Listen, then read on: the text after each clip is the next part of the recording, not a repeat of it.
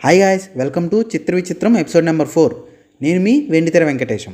ఈరోజు కొత్త బంగారులో ఒక మూవీ థియేటర్ ఎక్స్పీరియన్స్ గురించి మీతో షేర్ చేసుకోబోతున్నాను. అది 2008. నేను 8th క్లాస్లో ఉన్నాను. దసరాకి మా అమ్మమ్మ వాళ్ళ ఊరు వెళ్ళాను. అక్కడ మా బావ ఇంజనీరింగ్ చదువుతున్నాడు.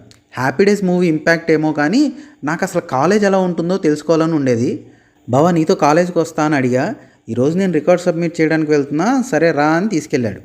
మా అమ్మమ్మ వాళ్ళ ఊరు నుండి ట్రైన్ ఎక్కి గుడివాడ వెళ్ళి స్టేషన్ నుండి మా బావ వాళ్ళు రోజు ఎక్కే ఆటోలో కాలేజీకి వెళ్ళి రికార్డ్ సబ్మిట్ చేసి కొంచెం టైం స్పెండ్ చేసి మళ్ళీ అదే ఆటోలో స్టేషన్కి వచ్చి ట్రైన్ ఎక్కి ఇంటికి వచ్చేసాం.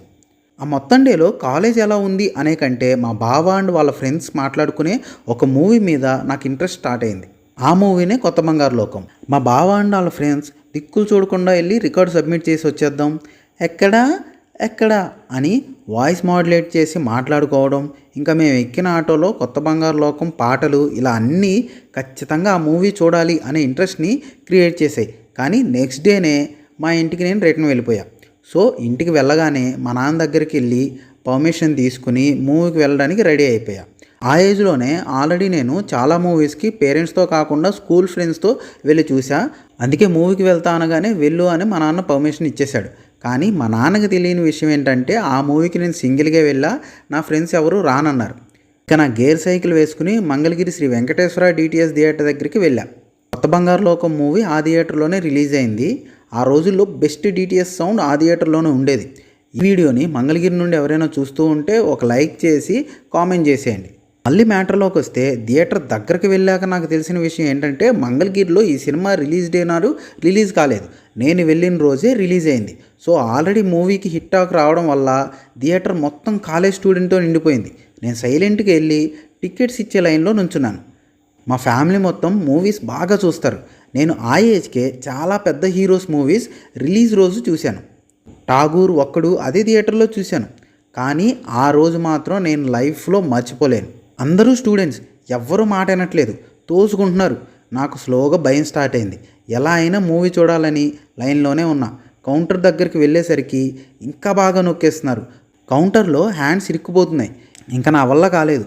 బాబోయ్ అన్నా నేను వెళ్ళిపోతాను, నాకు గాలి ఆడట్లేదని అరవడం స్టార్ట్ చేశాను. ఒక్కడు కూడా నన్ను పట్టించుకోలేదు. లిటరల్లీ ఆ రోజే అయిపోతా అనుకున్నా. ఎలాగోలో బయటకు వచ్చేసా.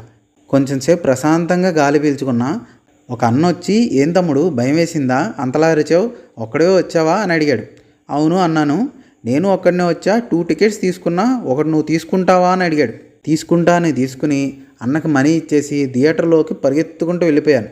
మూవీ స్టార్ట్ అయింది. అందరితో పాటు నేను కూడా మూవీని చూస్తూ నవ్వుతున్నా, ఎంజాయ్ చేస్తున్నా.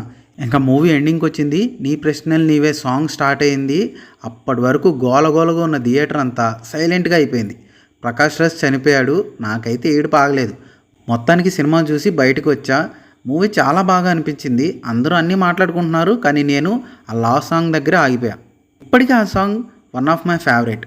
తర్వాత కూడా చాలా పెద్ద సినిమాలకి నేను రిలీజ్కి వెళ్ళా, కానీ ఏ రోజు లైన్ నుండి బయటకు రాలేదు. సో ఇది కొత్త బంగారు లోకం మూవీ నా థియేటర్ ఎక్స్పీరియన్స్. నచ్చితే ఒక లైక్ చేసి నెక్స్ట్ ఏ మూవీ థియేటర్ ఎక్స్పీరియన్స్ గురించి చెప్పాలో కామెంట్ చేసేయండి. అలాగే వెండితెర వెంకటేశం ఛానల్ని సబ్స్క్రైబ్ చేసేయండి.